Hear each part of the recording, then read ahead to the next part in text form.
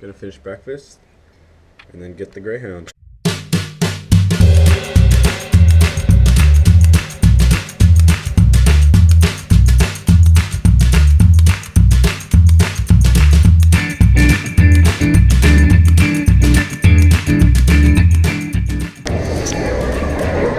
Just called the moms.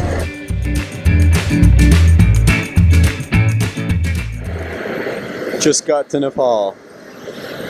2 in the morning. Right after the earthquake. We're just chilling, waiting now. Earthquake hit, and then we're waiting for aftershocks.